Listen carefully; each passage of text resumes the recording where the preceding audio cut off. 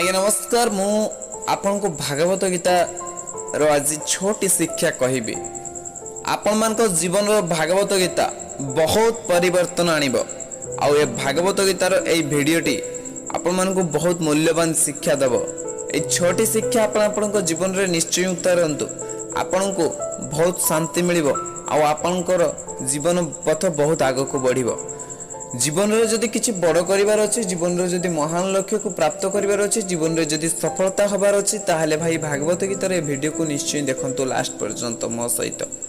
जदि आपण जीवन रे किछि करिबा पई चाहुचंती ताहाले आपण को निज को संघर्ष करिबा पई पड़िबो।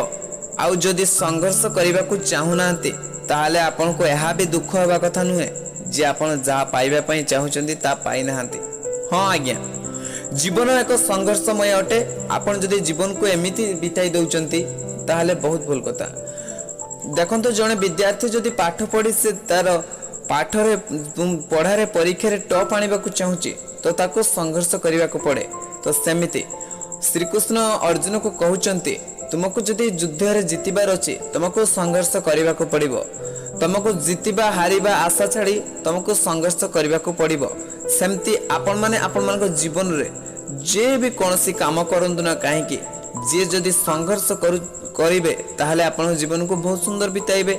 आजिका डेट रे जे संघर्ष करूची से कालिका डेट रे जाई ता जीवन को बहुत सुंदर बिताइबो। बा आगरु जे संघर्ष करिची ता जीवन को से भलो करि जाईची, जा फल रे आज से भलो रे बितौची। आपण आज संघर्ष करि नाहंती जा फल रे एमिति अछंती। तो संघर्ष जीवन होची आम माने संघर्ष, हमको जीवन माने संघर्ष करिबा दरकार। आ द्वितीय शिक्षाटी होची आपण को काम करिबार तो छूट अछि छाड़ अछि, किंतु सही काम जो होची सेथरे जीत हबो कि हार हबो एहा आपण कहि परिबे नहीं। हां आज्ञा, आपण जे कोनसी काम करंतु ना काहे कि दुनिया रे जहा भी करंतु से काम रे आपण आगो को जिबे कि पूरा टोटली जिबेनी कि आपण बसी जिबे कि करि परिबेनी, किंतु से सब किसी चिंता करिवार नहीं। आपण हारि जिबे। आपण को सिर्फ आपण को कर्म करिवार अछि, आपण को सिर्फ आपणकर काम करिवार अछि। जहा भी करूचंती ना भलो से मन देई ध्यान देई करंतु, निज प्राण सहित करंतु से काम को, निज मन और ध्यान लगाई से काम को करंतु। काहे कि ना देखंतु अर्जुन को जेतेबेले श्री कृष्ण कहिले जे अर्जुन तमे जदि युद्ध करिया पई आसीच एहा नय जे तमे युद्ध रे जीति जिवो, एहा नय जे युद्ध रे तमे हारि जिवो, किंतु मो तुमको कहिबेनी जे जो तमे युद्ध रे जीतिबो कि हारिबो। तुमको युद्ध करिया पई पड़िबो। काहे कि ना तमे जदि आज तुम जीति कि तुम हाई पोटेंशियल आज लोकमान को पई तमे गुटे जदि जीति गलो ताहले तमे पृथ्वी को पूरा स्वर्ग करी बंचिबो। आउ तो जदि तमे हारि गलो ताहले तमे मृत्यु परे मोहरी पाकु जिवो। तो अर्जुन तुमको युद्ध करिया पई पड़िबो। तो भाई माने मु कहूची आपन को, तो आपन को आपन को कर्म करिया पई पड़िबो। आपन को फल मिलो कि फल न मिलो आपन को तो आपन को निजो काम करिबा को पड़िबो। जदि पाठ पढुचंती तो पढिबा को पड़िबो, जहा भी करूचंती ता भी करिबा को पड़िबो। जदि जने छुआ पचारे जे मु पाठ पढुची परीक्षा रे जॉब होबो ना हो, परीक्षा परे मते जॉब मिलिबो ना मिलिबोनी, मु पाठ पढुची मते चाकरी होबो ना होबोनी, तो भाई बहुत भूल कथा। आपण मेहनत करंतु पूरा लगन से, आपण जहा भी करूचंती करंतु पूरा लगन से पूरा दिल से। आपण को हबो न हबो ता पर कथा। जदि आपण मेहनत करूचंती लगन से पूरा दिल से आपणकर हबा सुनिश्चित, किंतु चेष्टा आपणकर जारी रहिबा दरकार। नुहे कि जे चेष्टा न करिवे खाली भाबिबे जे मोर हबो कि हबोनी। सेमती भगवान कहिचंती जे सेमती किछि नाही दुनिया रे जे सेमती काहा को प्राप्त हो जाईची। तो तुमको से भावना रो बाहर हबार अछि। मु फल दबा लोक, मु कर्म करिबा लोक तमे, तो तमे कर्म करि चाल, फल मु ठीक समय रे तुमको देई चलेबी। तृतीय शिक्षाटी होची जे दुनिया रे आमे किछि अलगा करिया पई अलगा सिखिबा पई आस्ते, जे किछि भी न करूची से सब बेले तार नाश करूची। हां आज्ञा, ए दुनिया होची आपनकर अलगा शिक्षा पई अलगा करिया पई। प्रतिदिन सकाळ होची सूर्य आलोक आपण पाउचंती। सूर्य आलोक रे सब दिन माने सब दिन सकाळ आपनको पई गुटे नुवा सूर्य उदय होची, आपनको दिन पुनी नुवा आरंभ होची। आपनको पई प्रतिदिन होची नुवा, प्रति सूर्य आलोक होची नुवा। भगवान कहउचंती जे ଆପଣ ସବୁଦିନ ଆପଣଙ୍କ କୌଣସି କାମରେ ଯେକୌଣସି ଆପଣ କାମ କରନ୍ତୁ ନା କାହିଁକି ଆପଣଙ୍କ କାମଠୁ ଅଲଗା କାମ ନୁହେଁ, ଆପଣ ନିଜ କାମରେ କିଛି ନୂଆ ନୂଆ ଶିଖିବା ପାଇଁ ଚେଷ୍ଟା କରନ୍ତୁ। କାହିଁକି ନା ଯେକୌଣସି ମଣିଷ ଏ ସଂସାରର ନିୟମ ଆଗକୁ ବଢ଼ିବା ମାନେ ଆପଣମାନେ ସବୁଦିନ ଚେଷ୍ଟା କରନ୍ତୁ କିଛି ନୂଆ ଶିଖିବା ପାଇଁ, ନୂଆ କରିବା ପାଇଁ, ନୂଆ ଭାବିବା ପାଇଁ। କାହିଁକି ନା ଯଦି ଆପଣ ନୂଆ କିଛି ଚେଷ୍ଟା କରୁନାହାନ୍ତି ତାହେଲେ ସେଇ ପୁରୁଣାରେ ପଡ଼ି ରହିବେ, ଯାହାଫଳରେ ପୁରୁଣା ହେଇ ଆପଣ ଆହୁରି ତଳକୁ ଯିବେ, ଆପଣଙ୍କର ନାଶ ହିଁ ଘଟିବ। ମାନେ ଆପଣ ଯାହା ବି କରୁଛନ୍ତି ସେଇ କାମରେ ଆପଣ ଅଧିକ ଚିନ୍ତା କରନ୍ତୁ, ଅଧିକ ଭାବନ୍ତୁ ସେ କାମକୁ କେମିତି ଆଗକୁ ବଢ଼େଇବେ, ଅଧିକ ଶିଖିବା ପାଇଁ ଚେଷ୍ଟା କରନ୍ତୁ, ତ ନିଶ୍ଚୟ ଆପଣଙ୍କର ଉନ୍ନତି ହେବ। ନହେଲେ ଯଦି ଆପଣ ଶିଖିବା ପାଇଁ ଚେଷ୍ଟା କରୁନାହାନ୍ତି ଆପଣଙ୍କର ନାଶ ହେବ। ନାଶ ଖାଲି ଦୁଇ ପ୍ରକାର ହୋଇଥାଏ। କେମିତି? ଯେତେବେଳେ ମଣିଷଟି ବୁଢ଼ା ହେଇଯାଏ, ତାର ରକ୍ତ ଶିରା ପ୍ରଶିରାରେ ଚାଲିବା ବନ୍ଦ ହୋଇଯାଇଥାଏ, ତାର ହୃତ୍ପିଣ୍ଡ ବନ୍ଦ ହୋଇଯାଏ, ସେ ପୁରାପୁରି ସେ ମଣିଷ ତାର ହୃତ୍ପିଣ୍ଡ ବନ୍ଦ ହୋଇଯାଏ, ସେ ମରିଯାଏ। ତ ଆଉ ଗୋଟେ ପ୍ରକାର ନାଶ ହୋଇଥାଏ ଯେତେବେଳେ ମଣିଷ ସମସ୍ୟାରେ ପଡ଼େ, ଆଉ ସେଇ ସମସ୍ୟାରୁ ବାହାରି ପାରେନି, ସେ ହାରିଯାଏ, ମନରୁ ସେ ହାରିଯାଏ। ସେତେବେଳେ ସେ ମଣିଷ କ'ଣ ହୁଏ ନା, ସେତେବେଳେ ସେ ମଣିଷ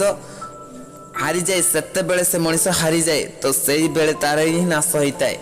ତ ଭାଇମାନେ, ଆପଣମାନେ ହାରିବାକୁ ଛାଡ଼ନ୍ତୁ, ଆପଣମାନେ ଜିତିବା ପାଇଁ ଚେଷ୍ଟା କରନ୍ତୁ, ଆପଣମାନେ ଆପଣଙ୍କ ନାଶ ହେବାରୁ ବଞ୍ଚନ୍ତୁ। ଚତୁର୍ଥ ଶିକ୍ଷା ହେଉଛି କ୍ଷମା କରିବା।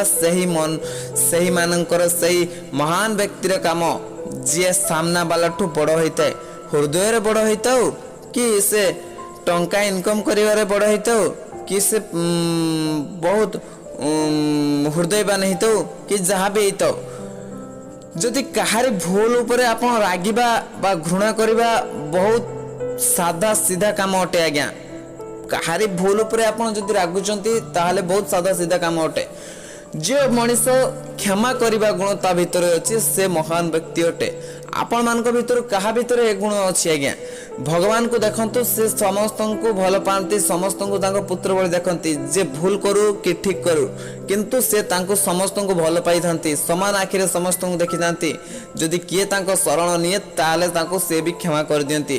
ହଁ ଆଜ୍ଞା, ପରମେଶ୍ୱର ପରମାତ୍ମା ସେଇ ଶ୍ରୀକୃଷ୍ଣ ସେଇ କଥା କହୁଛନ୍ତି ଯେ ଆପଣ ଯଦି ଆପଣଙ୍କ ଭିତରେ ମହାନତା ସେତେବେଳେ ସୃଷ୍ଟି ହେବ ଯେତେବେଳେ ଆପଣ ଅନ୍ୟ କାହାକୁ ଗୋଟେ କ୍ଷମା କରିବେ, ବା ଅନ୍ୟ କାହାକୁ ଆପଣଙ୍କ ସାମ୍ନାରେ ଯଦି ଆପଣ ତାଙ୍କଠୁ ବଡ଼ ହେବାକୁ ଚାହୁଁଛନ୍ତି, ଅନ୍ୟର ଦୋଷକୁ ଆପଣ କ୍ଷମା କରିପାରିବେ।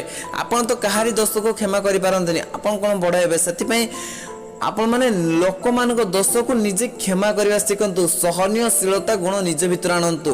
ଭଗବାନଙ୍କୁ ପରମେଶ୍ୱରକୁ ଦେଖନ୍ତୁ, ସେ ଆମେ କେତେ ଭୁଲ କରେ, କେତେ ଠିକ୍ କରେ, କିନ୍ତୁ ସେ ଆମର ସବୁ ଭୁଲକୁ କ୍ଷମା କରିଦିଅନ୍ତି। ତ ସେଇଭଳି ଆମକୁ ବି ସେଇଭଳି ହେବାର ଅଛି ଯେ ଆମେ ମଣିଷ ପାଇଲେ ମଣିଷ ଜନ୍ମ ପାଇଛେ, କେତେ ଭୁଲ ଠିକ୍ ହେବ, ତ ଆମକୁ ସମସ୍ତଙ୍କୁ ନେଇ ଚଳିବାକୁ ପଡ଼ିବ, ସହନଶୀଳ ଗୁଣ ଆମ ଭିତରେ ଆସିବାକୁ ପଡ଼ିବ। ସେଥିପାଇଁ ଆମକୁ କ୍ଷମା କରିବାଠୁ ଆଉ ବଡ଼ ଜିନିଷ କିଛି ଦୁନିଆରେ ନାହିଁ, ବା କ୍ଷମା କରିବା ବ୍ୟକ୍ତିଠୁ ଏ ମହାନ ବ୍ୟକ୍ତି ଏ ଦୁନିଆରେ କେହି ନାହାନ୍ତି। ପଞ୍ଚମ ଶିକ୍ଷା ଆଡ଼କୁ ଯିବା ଯେ କୌଣସି ଲୋକ ମହାନ ବନେଇ ଯଦି କିଛି କରେ ତାହେଲେ ବାକି ଦୁନିଆ ତାକୁ ହିଁ ଫଲୋ କରେ। କାହିଁକି? ଦେଖନ୍ତୁ, ଶ୍ରୀକୃଷ୍ଣ ଏକଥା କାହିଁକି ସେତେବେଳେ 5000 ବର୍ଷ ପୂର୍ବେ କହିଦେଇଗଲେ ଶ୍ରୀମଦ୍ ଭାଗବତ ଗୀତାରେ, ସେ କେମିତି ଜାଣିପାରିଲେ? ଦେଖନ୍ତୁ, ଆଜିକା ଯଦି କୌଣସି ହେୟାର ଷ୍ଟାଇଲ ନୂଆ ଆସୁଛି, ଯଦି କୌଣସି ହିରୋର ଡ୍ୟାନ୍ସ ବହୁତ ଭଲ ନାଚୁଛି, ତ ସେଇ ଡ୍ୟାନ୍ସକୁ ସମସ୍ତେ କରୁଛନ୍ତି, ତ ସେଇଭଳି ସେ ଟ୍ରେଣ୍ଡିଂରେ ଆସୁଛି, ତାକୁ ହିଁ ସମସ୍ତେ ଫଲୋ କରୁଛନ୍ତି। ଭଗବାନ ଶ୍ରୀମଦ୍ ଭାଗବତ ଗୀତାରେ ସେ 5000 ବର୍ଷ ପୂର୍ବେ କହିଯାଇଥିଲେ ଏ କଥାକୁ। 6 ନମ୍ବର ଶିକ୍ଷା, ଆପଣମାନେ ଜୀବନରେ ସେତେବେଳେ ଆପଣମାନଙ୍କ ଜୀବନ ବଦଳିଥାଏ ଯେତେବେଳେ ଆପଣ ଆପଣଙ୍କ ଚିନ୍ତାଧାରାକୁ ବଦଳିଥାନ୍ତି, ଗୋଟିଏ ଅଲଗା ପ୍ରକାର ହୋଇଥାନ୍ତି। ଦେଖନ୍ତୁ, ଆପଣଙ୍କ ଜୀବନର ଚିନ୍ତାଧାରା କେତେବେଳେ ବଦଳିବ? ଆପଣ ନିଜ ଚିନ୍ତାଧାରାକୁ ବଦଳିବେ କେମିତି? ଯଦି ଯେତେବେଳେ ଆପଣ ନିଜର ଚିନ୍ତାଧାରା ବଦଳିବ ତେବେ ଯାଇ ଆପଣଙ୍କ ଜୀବନର ଚିନ୍ତାଧାରା ବଦଳିଯିବ, ଆପଣଙ୍କ ଜୀବନ ମଧ୍ୟ ବଦଳିଯିବ। ଯଦି ଆପଣ ସେଇଭଳି ସାଧାରଣ ଲୋକ ଭଳି ଚିନ୍ତା କରୁଥିବେ, ସେଇଭଳି ସାଧାରଣ ଲୋକ ଭଳି ରହିବେ। ଯଦି ଆପଣଙ୍କ ଚିନ୍ତାଧାରା ଉନ୍ନତି କିଛି ହୁଏ, ଯେମିତି ଜଣେ ସାଧାରଣ ମଣିଷ ଶାରୀରିକ ସ୍ତରରୁ ଚିନ୍ତା କରେ, ଜଣେ ସାଧାରଣ ମଣିଷ ଶାରୀରିକ ସ୍ତରରୁ ଚିନ୍ତା କରେ, ସେ ସବୁବେଳେ ତା ଶରୀର ଓ ମାନସିକ ଚିନ୍ତାରେ ରୁହେ। ଯଦି ଆପଣ ଅସାଧାରଣ ବ୍ୟକ୍ତି ହେବାକୁ ଚାହୁଁଛନ୍ତି ତ ଆପଣଙ୍କୁ ବୁଦ୍ଧି ସ୍ତରରୁ ଚିନ୍ତା କରିବାକୁ ପଡ଼ିବ, ଆଧ୍ୟାତ୍ମିକ ସ୍ତରରୁ ଚିନ୍ତା କରିବାକୁ ପଡ଼ିବ। କାହିଁକି? ଦେଖନ୍ତୁ, ଯଦି ଆପଣ ସେଇଭଳି ଯେଭଳି ଚିନ୍ତା କରୁଛନ୍ତି ସେଇଭଳି ଚିନ୍ତା କରିବେ ତାହେଲେ ସବୁଦିନ ସେଇଭଳି ରହିବେ। जदि आपण किछि अलगा नुआ चिंता करिवे अलगा प्रकार चिंता करिवे ताहले आपण आगो को बढ़िबे।